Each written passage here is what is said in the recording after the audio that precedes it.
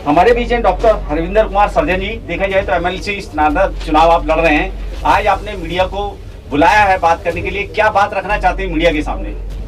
देखिए, मैं आज एक तो कचहरी के लोगों का बहुत बहुत आभार कि उन्होंने यहाँ मुझे जो है आने का मौका दिया, पहली बात। दूसरी बात, मेरा छोटा सा परिचय ये है कि मैं MBBS मैंने मेरठ मेडिकल कॉलेज से किया है। उसके बाद MS की जो डिग्री है वो KGMC लखनऊ से की है। उसके बाद टाटा कैंसर हॉस्पिटल मुंबई से मैंने कैंसर की ट्रेनिंग ली है। और fellowship in minimal invasive surgery जो होती है वो KLE यूनिवर्सिटी बेलगांव कर्नाटक से किया। ये मेरा छोटा सा परिचय है मेरा अपना एजुकेशन से संबंधित। तो डॉक्टर, आपके मन में कैसा आया कि मैं यहाँ से MLC का चुनाव लड़ूं? देखिए, अगर पढ़े लिखे लोग राजनीति में आएंगे तो हो सकता है राजनीति साफ सुथरी हो। जैसे हम वर्तमान जो हम देखते हैं कि वर्तमान दौर में ज़्यादातर विधायक सांसद जो चुन के विधान परिषदों में, विधानसभाओं में और सांसद में बैठे हैं, वो 32% जो अभी जो नए 2019 में जो सांसद चुन करके आए हैं वो मोर देन 32% जो क्रिमिनल्स प्रवृत्ति के हैं। अगर अपराधी संसद में बैठेंगे, विधानसभा में बैठेंगे, तो फिर कानून आम जनता के लिए नहीं बनेंगे। तो हमारे मन में ये विचार आया कि पढ़े लिखे लोगों को, सामाजिक लोगों को राजनीति में जाना चाहिए। कुछ दिन से ऐसा चल रहा है कि जो पढ़े लिखे लोग आ रहे हैं और ना भी पढ़े लिखे लोग आ रहे हैं, तो EVM की जो धांधलेबाजी है उससे आप कैसे जीत पाएंगे? देखिए, हमारा चुनाव स्नातक MLC का चुनाव है और वो EVM से उसका कोई लेना देना है नहीं, और बैलेट पेपर से चुनाव है बेसिकली।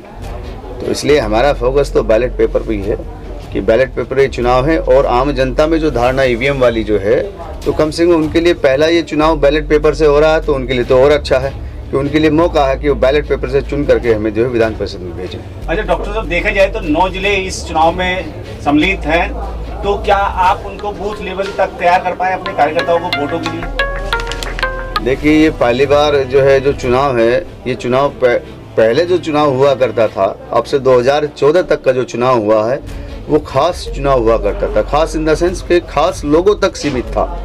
हमने पहली बार इस चुनाव को आम चुनाव बनाने का काम किया है।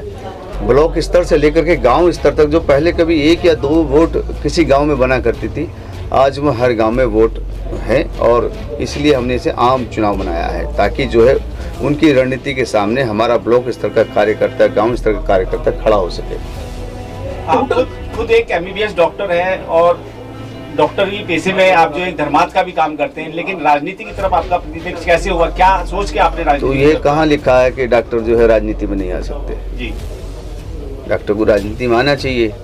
तो यहाँ क्वेश्चन है जी, जैसे बीजेपी का दबदबा है और बीजेपी हमेशा जो अपना उसमें चुनाव बचत करती है, तो आप उसमें कैसे पार पाएंगे? देखिए, ऐसा है कि जिस वर्तमान सरकार के साथ ये व्यवस्था जो बनी है, इस व्यवस्था के खिलाफ ही हम सब खड़े हैं। तो बीजेपी का वर्चस्व धांधली करने की भी कोशिश करेगी, लेकिन जनता को देखना होगा। अगर 6 साल उनके देखे हुए हैं, तो 6 साल में जनता ऊब गई, तो जनता को एक सिरे से खारिज बीजेपी को करना होगा, तब कहीं जाकर के आप इस व्यवस्था से लड़ सकते हैं। तो इस तरीके से 9 जिले में वोटिंग होगी, पोलिंग होगी, क्या 9 जिले के अंदर जो है वो सब कार्यकर्ता और बूथ लेवल पे वो लोग सब तैयार हैं? आपकी 9 जिलों में बूथ कमेटी तैयार है इस समय, और सभी बूथ कमेटियां काम कर रही हैं।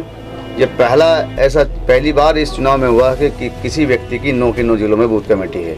अगर आप जो पुराने MLC, स्नातक MLC को देखेंगे तो उनकी भी 9 जिलों में कभी बूथ कमेटी नहीं रही है। ये पहला चुनाव ऐसा है, आम चुनाव बनाया है, तो इसलिए कुर्सियों के पाए उनके हिल गए हैं। अब 1 दिसंबर को कुर्सी से उन्हें गिराना बाकी है। डॉक्टर साहब, कौन से ऐसे मुख्य मुद्दे हैं जिनको लेके आप इस चुनाव मैदान में जो है फाइट कर रहे हैं? देखिए, 22 हमारे ऐसे मुद्दे हैं जिनके लिए हम फाइट कर रहे हैं। पहली बात तो जो बीजेपी सरकार ने पेंशन जो खत्म की है जी, उस पेंशन बहाली के लिए हम जो है सड़क से लेकर सदन तक जो है लड़ाई लड़ाएंगे।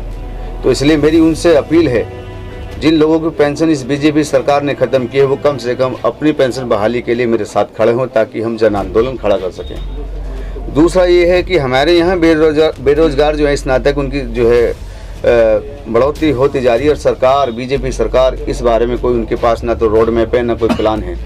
तो हमारी ये लड़ाई ये भी रहेगी, जितने स्नातक बेरोजगार हैं, सरकार अगर नौकरियां उन्हें नहीं दे सकती तो सरकार उनके भत्तों का इंतजाम करे। इसके लिए हम सदन में बात रखेंगे और जरूरत पड़ी तो स्नातकों का आंदोलन भी शुरू करेंगे। डॉक्टर हरविंदर जी, जिस तरीके से एजुकेशन को बार बार वो महंगा कर रहे हैं, तो इस पे भी क्या आपका ध्यान रहेगा कि यूनिवर्सिटी में एडमिशन लेने जाते हैं तो उनमें एडमिशन नहीं मिल पाता है? शिक्षा का स्तर भारत के अंदर अगर तमाम मुल्कों में आप देखें, फिनलैंड एक जो है, फिनलैंड छोटा सा देश है, और उस छोटा सा देश आज विश्व में जो है शिक्षा के मामले में सबसे ऊपर है।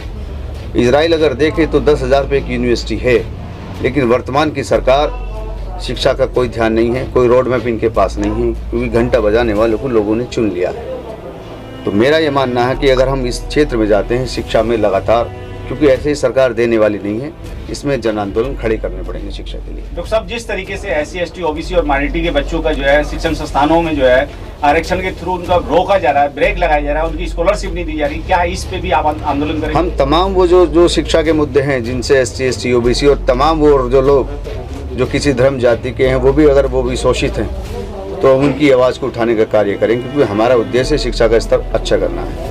देखा गया है, सूत्रों से पता लग रही है कि आपका ग्राफ जो है बहुत तेजी से आगे बढ़ रहा है इस चुनाव के अंदर। कहीं ना कहीं खलबली BJP के लोगों में भी है और इसके अलावा और कई नेताओं के में भी खलबली मची है। तो आप कहाँ तक अपने आप का आकलन करते हैं कि आप किस जगह पर हैं? देखिए, ये जनता का प्यार है कि जनता, क्योंकि हमने पिछले 11-12 सालों से सोशल मूवमेंट भी चलाए हैं, ये जनता का प्यार है।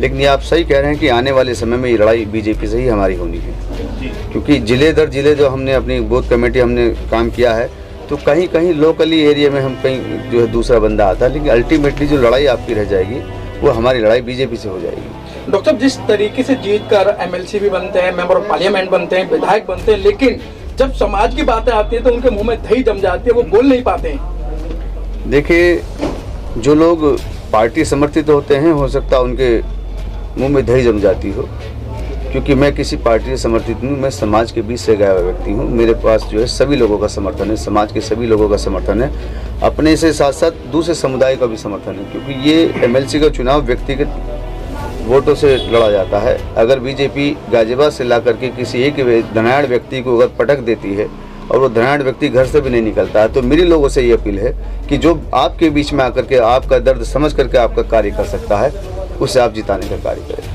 तो डॉक्टर साहब, मैं जानना चाहूँगा इस चुनाव का जो प्रक्रिया है, किस तरीके से वो विद्यार्थी जो है जो आपको वोट देना चाहते हैं वो किस प्रक्रिया से इसमें वोट दे पाएंगे?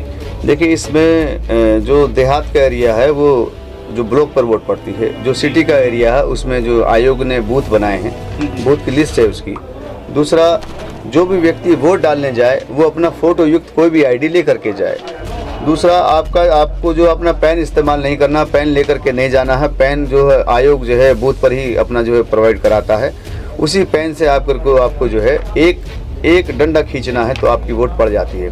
अगर कोई पीठासीन अधिकारी आपसे ये कहे कि यहाँ का पेन खराब हो गया है, इंक नहीं है, तो आप पीठासीन अधिकारी से जो है कहें कि नहीं आप पेन मंगाइए, उसी के पेन से आपको वोट करना है। अगर कोई आपसे कहने लगे कि आप अपने पेन से आप वोट कर दीजिए, तो आप कदापि जो है अपने पेन से वोट डालने का कार्य ना करें। जो बैलेट पेपर होगा डॉक्टर साहब, उसकी थोड़ी सी हमें डिटेल बता दीजिए, किस तरीके से हमारे चैनल के माध्यम से उन तक ये बात पहुंच पाएगी? इसमें कोई मशीन इसमें नहीं होती है, इसमें बैलेट पेपर मिलता है। 30 कैंडिडेट इस चुनाव में खड़े हैं, मेरा नंबर 29वां नंबर है, डॉक्टर रविंद्र कुमार सर्जन ऐसा लिखा आएगा, उस नाम के आगे एक का डंडा आपको खींचना है जी। तो अभी आगामी जैसे चुनाव है और इसमें जो है समय भी बहुत कम बचा हुआ है, तो क्या तैयारी है आपकी तरफ से जो इस चुनाव को लेकर? देखिए, बेसिकली तैयारियां राजनीति में बताई नहीं जाती हैं, क्योंकि ये एक रणनीति का हिस्सा होता है। लेकिन फिर भी मैं आपसे ये कहना चाह रहा हूँ कि इस बार जनता में वो चाहे किसी भी समुदाय का है, उसमें एक आवाज़ है इस बात की कि एक अच्छे व्यक्ति को चुन करके विधान परिषद में भेजा जाए। किसी पार्टी का मैं लोगों से अपील करना चाहता हूँ, धर्म, जाति, पार्टी इन सब से उठ करके एक ऐसे व्यक्ति को आप भेजने का कार्य करें। मेरी सभी वोटरों से वो है अपील है, चाहे वो किसी पार्टी से जुड़ा हुआ हो, क्योंकि यहाँ किसी पार्टी से जुड़ा होने के बावजूद कोई चुनाव चिन्ह नहीं है। यहाँ व्यक्ति है तो व्यक्ति को चुनो, चुनाव चिन्ह नहीं है तो इसमें लोगों के पास ऑप्शन है कि वो एक व्यक्ति, अच्छे व्यक्ति को चुन करके भेज सकते हैं। डॉक्टर साहब, पिछले जो 15 सालों से एक सोशल एक्टिविस्ट के रूप में काम कर रहे हैं, पेशे से आप डॉक्टर भी हैं, लोगों की वहाँ भी मदद करते हैं, आपने बहुत सारे पुस्तकालयों का उद्घाटन कराया, आपने बहुत सारे लोगों को एजुकेशन सिस्टम से जोड़ने का काम किया है। क्या आपको लगता है कि उसका आपको इसमें बेनिफिट मिल पाएगा? नहीं, देखिए, एक तो मैं आपके चैनल के माध्यम से ये बात कहना चाहता हूँ कि मेरा अपना ऐसा उद्देश्य रहता है कि कोई किसी जाति का है, कोई किसी धर्म का है, किसी समुदाय का है, अगर वो पढ़ना चाहता है तो मैं उसे पढ़ाता हूँ। वो अगर मेरे पैसे से लेकर के वो जो है सही लगाता है तो मैं उसके पीछे लग जाता हूँ। मुझे शिक्षा के क्षेत्र में किसी जाति, किसी धर्म, शिक्षा पे सभी का अधिकार होना चाहिए, मेरा ऐसा मानना है। तो इसलिए मैं जगह जगह लाइब्रेरी खुलवाता हूँ ताकि वहाँ किसी भी समुदाय का बच्चा हो वहाँ पढ़ सके, क्योंकि अक्सर देखा गया है जितने शोषित वंचित बच्चे होते हैं, पीड़ित होते हैं, उनके घरों में टेबल नहीं होती है, लाइट नहीं होती है, स्पेस नहीं होता। तो मैं कोशिश ये करता हूँ कि उनको ये चीज़ें मिल जाए, उसके गाँव में मिल जाए। ऐसी बहुत सारी लाइब्रेरीज हैं जहाँ मैंने खुलवाया, उनको स्पेस दिया हुआ है, तो वो लोग उनका साथ है, समर्थन है, और वो भी काफ़ी प्रचार प्रसार कर रहे हैं। वो ताकत है हमारी। जी। अच्छा डॉक्टर साहब, आखिर में चलते चलते हम ये और जानना चाहेंगे कि जो आपके समर्थक हैं या आपके प्रशासक हैं या आपके जो वोटर हैं, उनको इस 1 दिसंबर को जो वोट होने वाली है, पोलिंग होने वाला है, उनके लिए क्या अपील करना चाहेंगे? देखिए, 1 दिसंबर वोटिंग का डे है, वोटिंग डे है, तो मेरी सभी से यही अपील है कि 1 दिसंबर में सार्वजनिक छुट्टी भी गवर्नमेंट ने की है, तो 1 दिसंबर में आप 29वां नंबर पर डॉक्टर हरविंदर कुमार सर्जन जो हैं, उनके नाम के आगे एक डंडा लिख करके वोट डालने का काम करें। अगर आपके बीच का व्यक्ति विधान परिषद में बैठता है तो आपकी बात को ज़रा अच्छे से समझेगा, आपके दर्द को समझेगा। जो आपके दर्द को समझेगा वही जो है दवा अच्छी देगा। मेरा ऐसा। चलिए ठीक है, बहुत बहुत धन्यवाद सर। बहुत बहुत शुक्रिया आप सबका। जय भीम नमो बुद्धाय। बोलो। हमारे बीच हैं डॉक्टर एडवोकेट रविकरण गौतम जी, और देखा जाए तो SC/ST एडवोकेट एसोसिएशन के प्रेसिडेंट हैं, और आज जो है डॉक्टर हरविंदर जी आपके यहाँ बैठे हुए हैं और आप उनके समर्थन में यहाँ उनको बुलाया है, तो क्या कहना चाहेंगे?